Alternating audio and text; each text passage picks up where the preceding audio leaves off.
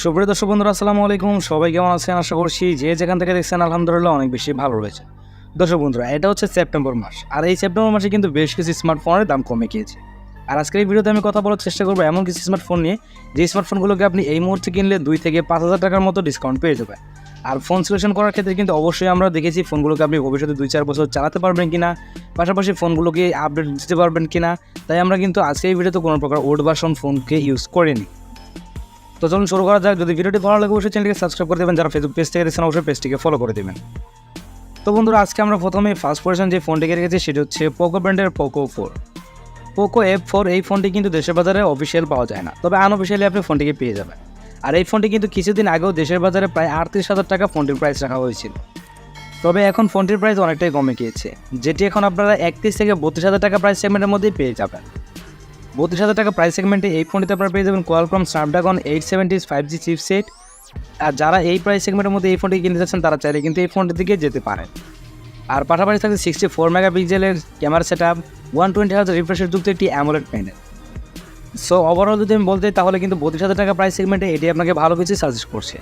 আর specially যারা gaming করতে চান তাদের জন্য আমি মনে করি এই ফোনটি বেস্ট হবে, কারণ এখানে পরিচালনা থাকছে কর্নিং গোরিলা গ্লাস 5, পাশাপাশি 120Hz রিফ্রেশের।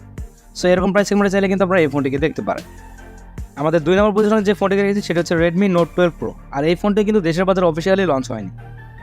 এই ফোনটি সর্বপ্রথম যখন আমাদের দেশের বাজারে এসেছিল সেটি কিন্তু প্রাইস রাখা হয়েছিল প্রায় 40 থেকে 42,000 টাকার মতো। তবে রাইট নাও এই ফোনটি কিন্তু আপনারা দেশের বাজারে পেয়ে যাবেন সর্বোচ্চ গেলে 34 থেকে 35,000 টাকার মধ্যে, তাও আবার 8GB ভেরিয়েন্টটা, যা আমার মনে হয় এই মুহূর্তে একটি ভালো ডিল। আর এরকম প্রাইস সেগমেন্টে এই ফোনটি থাকছে 120Hz রিফ্রেশের যুক্ত একটি OLED প্যানেল। তার পাশাপাশি থাকছে MediaTek Dimensity 1080 চিপসেট এবং 50 মেগাপিক্সেলের ওয়াইড যুক্ত একটি ক্যামেরা। সো এরকম প্রাইস সেগমেন্টের মধ্যে যদি আপনি একটি সব কিছু মিলে ভালো ফোন নিতে চান তাহলে আমি মনে করি Redmi Note 12 Pro একটি ভালো বাজেট সেগমেন্ট ফোন। এরপর আমরা যে ফোনটিকে রেখেছি সেটি হচ্ছে Redmi Note 12 4G। আর Redmi Note 12 4G কিন্তু দেশের বাজারে কিছুদিন আগেই অফিসিয়ালভাবে লঞ্চ হয়েছে। এই ফোনটি দেশের বাজার পাবেন 4GB প্লাস 8GB ভেরিয়েন্ট। ফোনটির 4GB ভেরিয়েন্টের দাম রাখা হয়েছে 20,000 টাকা এবং 8GB ভেরিয়েন্টের দাম রাখা হয়েছে 23,000 টাকা। সো সবথেকে ভালো ব্যাপার যেটা হচ্ছে সেটা হচ্ছে যে যখনই এই ফোনটি অফিসিয়ালি লঞ্চ হয়েছে তখন কিন্তু আনঅফিসিয়াল মার্কেটে এই ফোনটির প্রাইসটা অনেকটাই কমে গিয়েছে। 8GB ভেরিয়েন্টে কিন্তু আপনারা 20,500 টাকার মধ্যেই পেয়ে যাবেন। সো যারা এই মুহূর্তে এই ফোনটি কিনতে চাচ্ছেন তাদের জন্য আশা করি এই মুহূর্তে এই ডিলটি 100%ই পারফেক্ট হবে। এই ফোনটি থাকছে Qualcomm Snapdragon 680 5G chipset, 60 megapixel camera set up এবং 120Hz রিফ্রেশের যুক্ত একটি অ্যামোলেড প্যানেল। আমাদের লিস্টে 4 নম্বর পজিশনে থাকছে Redmi Note 11 Pro 5G। যদিও এই ফোনটি দেশের বাজারে অফিসিয়ালি লঞ্চ হয়নি, তবুও কিন্তু এই ফোনটি যখন সর্বপ্রথম দেশের বাজারে লঞ্চ হয়েছিল তখন কিন্তু প্রায় 38 থেকে 40,000 টাকার প্রাইস সেগমেন্টেও বিক্রি করা হচ্ছিল। তবে রাইট নাও এই মুহূর্তে কিন্তু আপনারা 6GB ভেরিয়েন্টে পেয়ে যাবেন অনলি ফর 27 থেকে 28,000 টাকার মধ্যে। আর 8GB ভেরিয়েন্টে পাওয়া যাচ্ছে 31 থেকে 32,000 টাকার মধ্যে। আর এরকম প্রাইস সেগমেন্টে এই ফোনটি আমাদেরকে অফার করছে কোয়ালকম স্ন্যাপড্রাগন 690 5G চিপসেট, 108 মেগাপিক্সেলের ক্যামেরা সেট আপ এবং 120Hz রিফ্রেশের যুক্ত একটি সুপার অ্যামোলেড ডিসপ্লে। তবে এখানে কিন্তু আপনারা পেয়ে যাবেন অ্যান্ড্রয়েড 11 ভার্সন। তবে আমার মনে হয় এই প্রাইস সেগমেন্টে এই ফোনটিকে না কিনে Redmi Note 12 এর দিকে যাওয়াটাই বেটার হবে। এর পরের পজিশনে আমাদের যে ফোনটি রয়েছে সেটা হচ্ছে Redmi Note 11। হ্যাঁ বন্ধুরা, Redmi Note 11। আর এই ফোনটি কিন্তু দেশের বাজারে অফিসিয়ালও পাওয়া যায় আবার আনঅফিসিয়ালও পাওয়া যায়। তবে দেশের বাজারে যখন Redmi Note 12 সিরিজটা লঞ্চ হয়েছে তখন কিন্তু Redmi Note 11 এর প্রাইসটা অনেকটাই কমে গিয়েছে। এই ফোনটির লোয়ার ভেরিয়েন্টে কিন্তু আপনারা বর্তমানে রাইট নাও 16 থেকে 17,000 টাকার মধ্যেই পেয়ে যাবেন। তবে বুদ্ধিমানের কাজ হচ্ছে এই প্রাইস সেগমেন্টের মধ্যে এই ফোনটিকে না কিনে কিন্তু আরও অনেক আপডেট যে ফোনগুলো রয়েছে সেগুলোর দিকে যেতে পারবে। Redmi Note 11 এই সময় না নেওয়াটাই বুদ্ধিমানের কাজ হবে। আপনারা চাইলে এই প্রাইস সেগমেন্টে কিন্তু নতুন যে আপডেটেড যে লেটেস্ট ভার্সনের ফোনগুলো রয়েছে সেগুলোকে কিন্তু দেখতে পারে। দেন এরপর যে ফোনটি নিয়ে কথা বলবো সেটা হচ্ছে Realme ব্র্যান্ডের একটি ফোন Realme 9 SE, অর্থাৎ Realme 9 স্পিড এডিশন। আর এই ফোনটি কিন্তু এখন বর্তমানে 1,000 টাকা ডিসকাউন্টে পেয়ে যাবে, অর্থাৎ এই ফোনটির প্রাইস ছিল 25 থেকে 26,000 টাকা।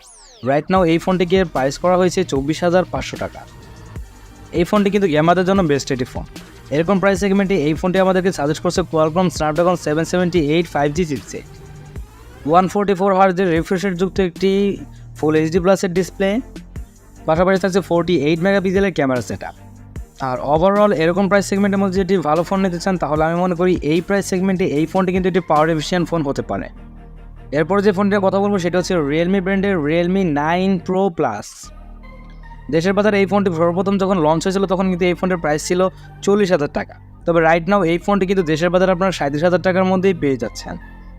আর ভালো ব্যাপার হচ্ছে 37,000 টাকা কিন্তু আপনি এই ফোনটি অফিসিয়ালভাবে পেয়ে যাবেন। তবে যদি আনঅফিসিয়ালি কিনতে চান সেক্ষেত্রে কিন্তু আরও বেশ কিছু হাজার টাকা কম পেতে পারে।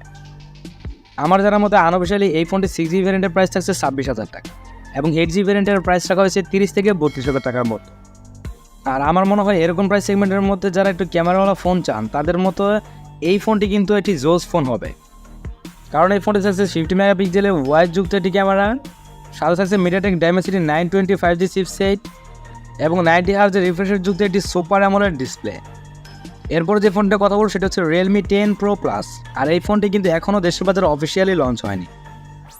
তবে আনঅফিসিয়ালি কিন্তু এই ফোনটিকে আপনারা দেশের বাজার পেয়ে যাবেন। আর আনঅফিসিয়ালি যখন এই ফোনটি দেশের বাজার লঞ্চ হয়েছিল তখন এর প্রাইস ছিল 40 থেকে 42,000 টাকা। তবে এই ফোনটি কিন্তু এখন 32 থেকে 33,000 টাকাতে পাওয়া যাচ্ছে। আর এই ফোনটি এই প্রাইস সেগমেন্টে অফার করছে Dimensity 1080 একটি চিপসেট, যা একটি পাওয়ার এফিশিয়েন্ট চিপসেট।